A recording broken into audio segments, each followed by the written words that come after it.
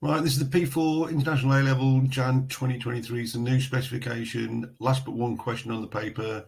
We've got some parametric equations with trig functions. We've got to find the equation of the normal and find this area using calculus. So I'll have to do a bit of integration to find it. So here we go. So I'm going to find out where P is first because we want the equation of this line. So we'll find out where P is by sticking T is a pi over 4 in, because it tells us that's what the value of T is at P. So the X value is going to be sine squared pi over 4. Sine pi over 4 is 1 over root 2. Square it and get a half. The Y value is 2 tan pi over 4. Tan pi over 4 is 1. So the Y value is 2. So the coordinates of P are half and 2. To find the equation of the line, I also need the gradient. So I'm going to get dy by dx at P.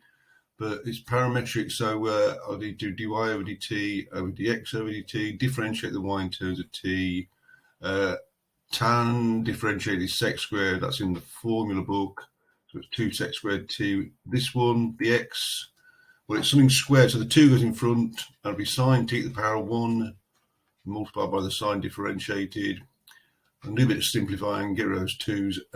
Sec squared is 1 over cos squared, so I've actually got 1 over sine t times cos t times cos squared t is cos cubed. Now there are 4 factors here. They're all 1 over root 2. So you've actually got a quarter on the bottom of that fraction. So it's 4. So that means the gradient of the tangent here at P is 4, which means the gradient of the line is minus a quarter, negative reciprocal. So if I do y minus the y value at P, minus a quarter, x minus the x value of P. That'll give me the equation of the line. I'm just going to need to get it in that form. Multiply by 8, get rid of these 4 and the 2 because there are no fractions in here. I'll have 8y minus 16, and then I've really got a minus 2 outside the bracket there, so minus 2x and plus 1. And I'll then write it in that form, take the minus 2x over. And then we're going to find this area. The line is the x-axis at 17 over 2 or 8.5. If I drop a line down here, then I've got a right angle triangle with a base of 8 and a height of 2, so the area of that triangle is 8. And then I'm going to have to find the area of this bit by integrating the curve. So normally I would integrate the y in between 0 and a half. Because it's parametric though, I'll need to change the limits to 0, which is the t value here, and pi over 4. The y is just 2 tan t, but I'm going to integrate y and then multiply by dx over dt. So that's my parametric integration. So this pi over 4 to 2 to 0. The y is 2 tan t, the dx over dt. Well, we found that before. We differentiated the x in terms of t, 2 sine t cos t. I'll need to simplify this if we're going to integrate it. The tan t, I can write sine t over cos t. I've taken a 2 outside, and I'll show you why. I've also got sine t times cos t.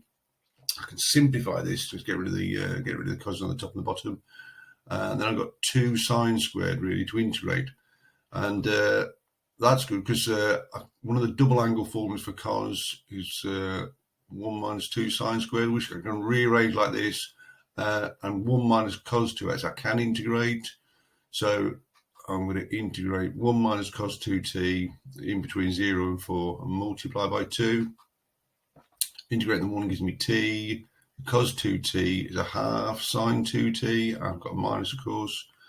Pi over 4 to 0. Stick those limits in. If I put 0 in, these terms are both 0, so nothing there. Put pi over 4 in. 2 lots of pi over 4 is pi over 2. Sine pi over 2 is just 1. So this gives me pi over 4 minus a half multiplied by 2, which is pi over 2 minus 1. Giving me a total area then when I add the 8, pi over 2 plus 7.